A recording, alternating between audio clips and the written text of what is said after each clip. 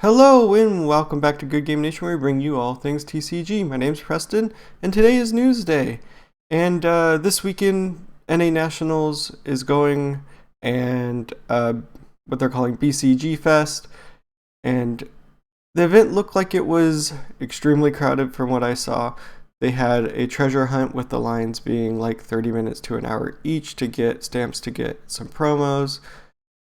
Pretty cool little event. I heard that the matchmaking for the actual event was not great. The event wasn't very well coordinated, but it's a huge event. I think there was like close to 2,000 players. It's going to be a tough thing for anybody to run, especially with, I believe, Digimon and Battle Spirits also running. So crazy.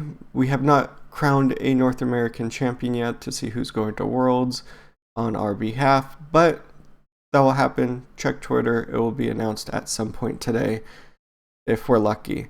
But with that being said, I had a great time. It was a fun couple of hours to get all the stamps and get the final prize. Good experience for me. Bad experience for a lot of people. But we're here to talk about OP07. The 500 Years in the Future card set reveals that came out this week. There's quite a few, so let's jump straight into that. No more time delayed. Let's jump straight into this character here. So we have Blue Jam, red character, 4 cost 5k power, Goa Kingdom, Blue Jam Pirates, 1k counter. Dawn times 1 when attacking, KO up to one of your opponent's characters with 2k power or less. So first off, I don't know who this is for. I guess maybe the Luffy leader or one of the three brothers leaders that came out in the last set. But not having a searcher from what I can remember for Goa Kingdom, this is just a card that will probably wait to see its archetype get built up. Being able to attack at 6k and KOing a 2k or less automatically is interesting. There's a lot of 0 power characters out there right now, and early blockers were pretty weak, so this could KO a blocker and then go in to attack your leader for 6 or 7. So that's pretty interesting. I'll wait to see if we get more support for Blue Jam Pirates or Goa Kingdom. I'm assuming it's going to be a small portion of the set, and I hope that the rest is Revolutionary Army and support for the leader that's actually in the set. Moving on to our next card. Oh, I hate this guy. Okay. Papag. Green character, 2 cost, 0 power, animal, 2k counter. While you have a Kami in play, this character gains blocker. So, Kami's a fishman, mermaid, has a couple green characters, I believe. So this could be Arlong with more fishmen or something. I don't think the Kami gets a lot of play right now, but maybe having a dedicated blocker with a 2k counter could bring some relevance to it. But as of right now, any card with 2k, you have to just dig deep to figure out what it's for, or what it could be for. And right now, since it doesn't have fishmen, if we do get a Fishman specific searcher at any point, this wouldn't be searched, so that kind of stinks. So I probably think this is going to be a binder filler until something animal comes out specifically for green. So if we get a red-green leader that builds into animal, so we can use the red animal stuff from the extra booster pack, that might be interesting, but for now, not super excited for this card. Okay, next up. Gloriosa, Elder Neon. Blue character, 1 cost, 0 power, Amazon Lily, 1k counter. On play, look at 5 cards from the top of your deck, reveal up to 1 Amazon Lily or Kuja Pirates type card other than Gloriosa, and add it to your hand, then place the rest at the bottom of your deck in any order. So this is a great thing for the Boa leader. We're already getting a searcher in the first set, which doesn't always happen, and it's a top 5, which is great. Um, no downsides to this. We haven't seen what the Kuja Pirates bring except for a super rare boa.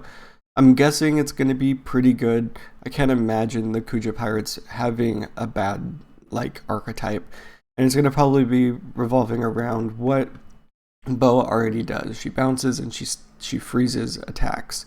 So if we get a lot of that, that can be a really interesting mono blue deck. And even if the Kuja Pirates don't do amazing, Boa's A7 Warlord, so we might be able to get a small boost to the blue Dofi leader, which might be exciting to see what happens. Overall, getting a Searcher in its premiere set is incredible. Super excited to see the Kuja Pirates.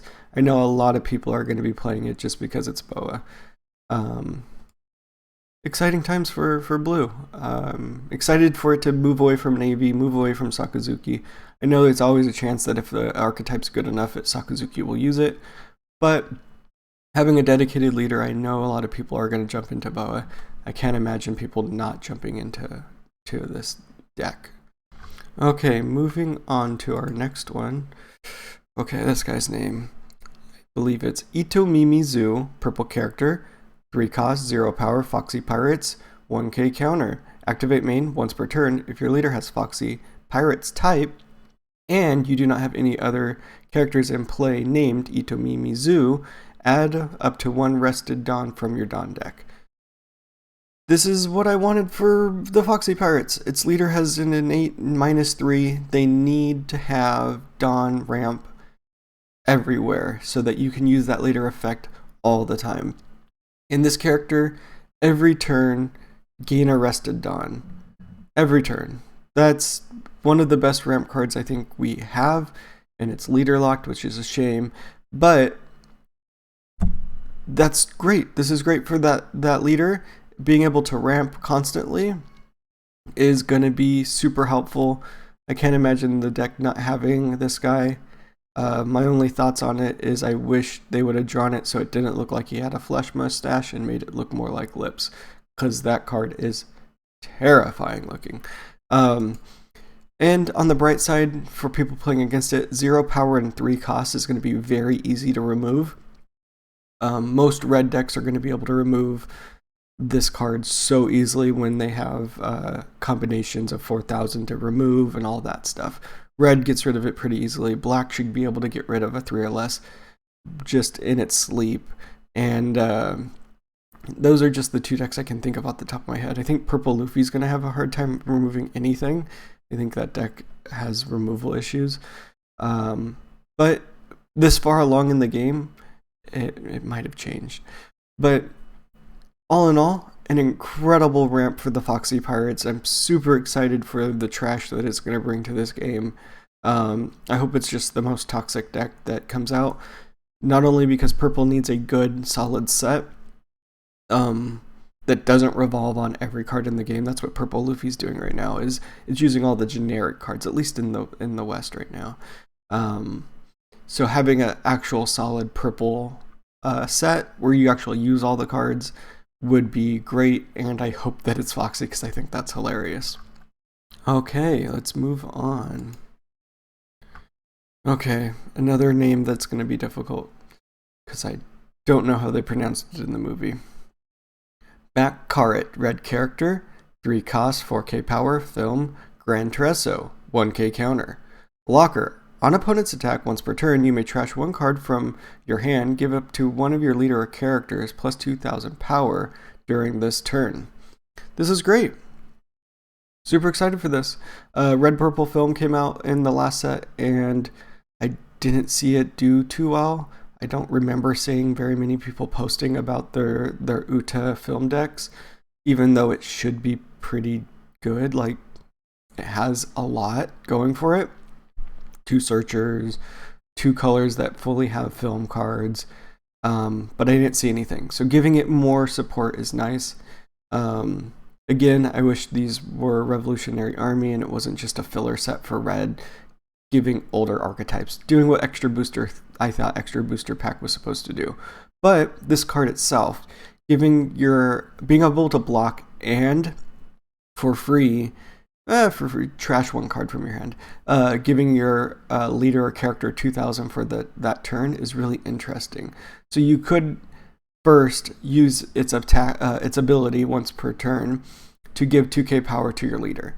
So now your leader is 7 or 8 or more, whatever, and that attack fails. And then your opponent attacks again, you throw the blocker on. You get basically 2 stops out of 1 card, possibly more if you can keep it alive. And I think that's great. I think this is a really good card. It has counter, it has blocker, it has ability. There's a little bit of a power creep with all of these things being on 1 card, which is going to be really interesting to see if we can abuse this archetype and the film stuff in Red Purple Uta. And if we can, we might be getting a really interesting new deck. We'll have to wait and see if we get enough support for Red Purple Film to actually make it viable and get past the hump of what is the highest tier still. But I'm excited to see this card come out and give that deck some help. And I hope there's a couple more cards that actually solidify that deck as a competitive leader. Next up, we have Rouge, green character, 4 cost, 5k power, supernova, fallen pirate, monk pirates, 1k counter. Blocker, at the end of your turn, set up to one of your Dawn cards as active. This is great. This is exactly what I was looking for the Jewelry Bonnie leader. The Jewelry Bonnie leader has an immediate stop with a cost of 1 Dawn. So you're going to need to have cards that restand. Last time we talked about the Jewelry Bonnie leader, I said the current deck that does that is the Foxy Pirates. They restand your Dawn, and we'll have to probably play those unless we get them in this set. And so far, one of the green cards is. And that's a great addition for that deck already. Now you have more options to be able to restand. You have it searchable via your set 1 or starter deck 1 Supernova Bonnie searcher, and that's great. It's enabling that leader from the first set and giving it a chance to shine as a mono green leader. And then on top of that, giving it blocker, fantastic. Love to see it. Love to see this character get so much love in the card game, even though it's gotten literally the least amount of screen time of all Supernova Pirates. It'll be interesting to see if this gets incorporated into any other Supernova deck, if we get a revitalized green-red Luffy, or if the players that play Law see this as an advantage at all, or if they're going to keep playing the same core deck for the next 10 sets. I love the Law deck. It's just stagnant, and it's gotten 1 card in 4 sets and still winning. So it is what it is. I'm excited for it, but really want to see a new type of green-red shine. And I wonder if this card makes the set just to get that active Dawn. That's a pretty good effect, and I can't wait to see what else green does with this, because if they are into the Dawn manipulation, I think that is a very good archetype that's not been pushed hard enough in this game, which could completely change games just by tapping your opponent's resources. Okay, let's move on to Trafalgar Law, blue character, 4 cost, 4k power, 7 Warlords of the Sea, Heart Pirates, 2k counter. Activate main, you may return this character to its owner's hand. If your opponent has 6 or more cards in their hand, they place 1 card from their hand to the bottom of their deck. So we see a Warlord tag on this, so immediately thinking about Dofi. And then we see Heart Pirates, which has no blue counterpart right now, so that's going to be hanging for a minute. But this effect is really cool. A lot of the Law leaders do stuff with hand manipulation, which is really fun. We saw that in one of the purple Laws that came out, either in set 5 or in the starter deck. I'm not sure which one it is. But being able to say, you have too many cards in your hand, let's get rid of that. And it's not even to the trash, because going to the trash could help some decks, black decks especially. So sending it to the bottom of your deck, like blue likes to do, is going to be super powerful for just the control. And then on top of that, it's going to be 2K counter, so you just have a really good card here. I love 2K counter cards that have a great effect. And this is activate main, so if you don't lose it immediately, you could do that again. And a really fun thing that I've seen people do, and I think I've done in Sim as well with the purple one, is you can attack, add a card to their hand by making them take life. They think it's easy.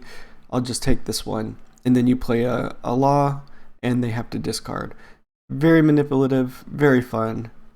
Exciting to see it come to blue this way. And it being a law. I can't wait for the game to branch out into other characters that do similar things. But for now, I'll take it being law. That's not the worst case scenario for us. Moving on to... Oh, okay. Let's see. Let's see what Foxy does.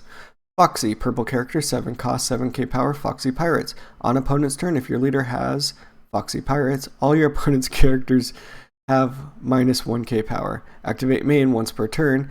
Add up to 1 rested Dawn from your Dawn deck. Great! Another ramp. Plus, I was laughing through that effect because I started to read ahead. Minus 1k power to all of your opponent's characters. What a troll effect, of course, for Foxy. Again, I hope the Foxy Pirates are the most trolly deck that we have, and they're just rude. Another card that ramps is great. That's 2, I believe, so far. We just need a couple of different places, and this again is an activate main once per turn ramp. Disgusting, and at 7 cost and 7k power, much harder to remove than the one we talked about earlier in this video. So this could have some actual staying power, and if you do end up tapping it for an attack, they have to get over 7k while being minused. The requirement is having a Foxy Pirate. It's not if you have a Dawn on this card, it's just playing the deck that you're playing, your opponents have minus 1k power for the turn. Pretty nasty, pretty trolly. Can't wait to play the Foxy Pirates, just because it just seems like it's just gonna be so rude. They just need a few little things here or there to build into what the Searcher does, and to pay off on what the leader can do, and it's just gonna be a top tier, absolutely anti-meta rage deck that people aren't gonna want to play. Looking for it, looking forward to it, can't wait to see it. Let's move on. I can't gush about Foxy or Hell will freeze over. Okay, Kaku, black character, 4 cost, 5k power, CP 0, 2k counter. On play, you may place 2 cards with a type including CP 0 from your trash to the bottom of your deck in any order. Give up to one of your opponent's characters minus 3 for the turn. Weird reaction there. Immediately saw the 2k counter on another card that could be playable. Minus 3 on play for 4 cost. I feel like black can already do this better with other cards, but I'm sure they're not going to be upset with having it. I think the bigger thing is the removal of 2 cards. I think they want to keep those in the trash for more important things like Lucci, and keep to the playstyle that they have right now. But that could evolve and change, and it's good that this is coming, because it could force a change into the CP side of this, pushing that side a little bit heavier. And then again, 2k counters. I see a 2k counter, I immediately have a reaction like this card immediately is more playable than it was without that. With a 1k counter, might not see any play. With a 2k counter, it's playable, and at the end game when you have 10 Dawn to play with, and you're giving your opponent minus 3, you can get so much off of that with the remaining 6 Dawn. I could see it played. I don't know the exact build that Japan is playing in the Sakaluchi meta, but it couldn't be that bad, and I couldn't imagine Kaku not finding it into a few lists, especially at the beginning. People love to pick up new cards in the beginning, and then they fall into a rut of just playing the standard, whatever's winning meta. Next up, we have Atlas, yellow character, 5 cost, 6k power, scientist, egghead. If your life is lower than your opponent's, this card cannot be KO'd by battle. Trigger. If your leader is Vegapunk, play this card. So this is feeding into our Vegapunk leader. It's a 5 cost, so it works into the leader's ability.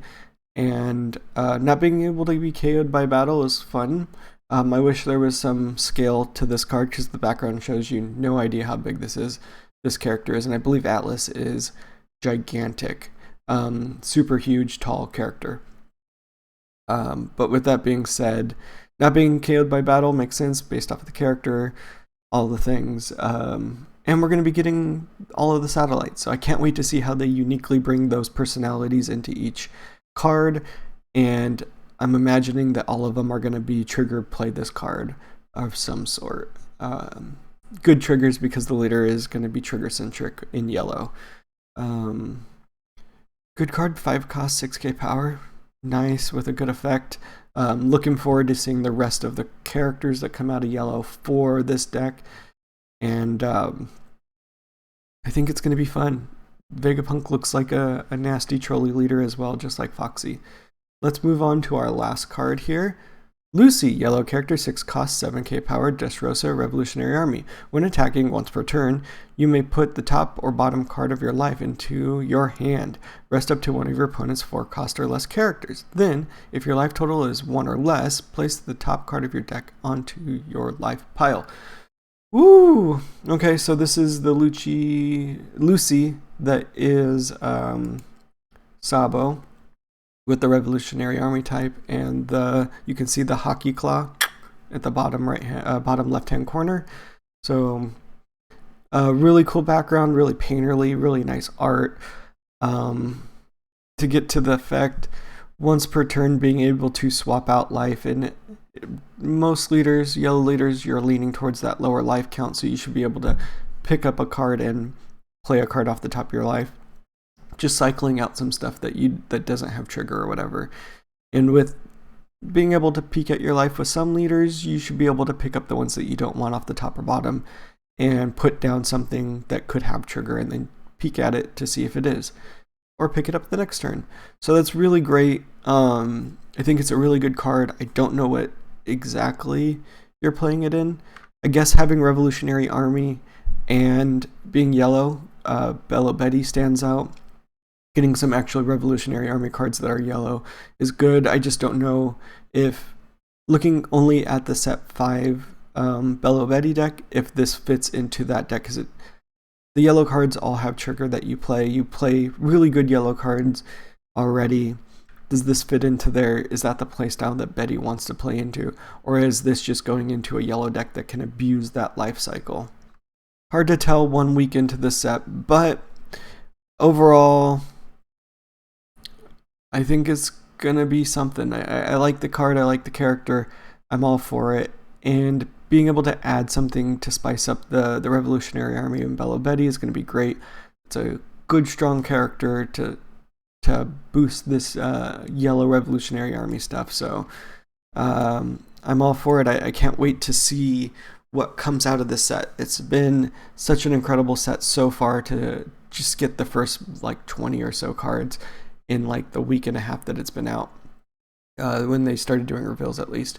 So I'm really excited to see what they do with it, because so far it seems like a really good set. It's going to be quite powerful, and the power creep is real. So we're going to be starting to see less of our early leaders and a lot of newer leaders with newer cards, and I'm super excited for that. I'm looking forward to it. I'm excited to see if that actually happens. Let me know in the comments if you think this new set is already being overpowered. Are you excited to see Foxy Pirates, or do you want to see more Red Revolutionary Army and less of what they're doing with these random characters that are coming? And if you made it here, thank you all for watching. Hit that thumbs up, give us a like, hit that subscribe if you want to get more One Piece TCG content, and until next time, peace out.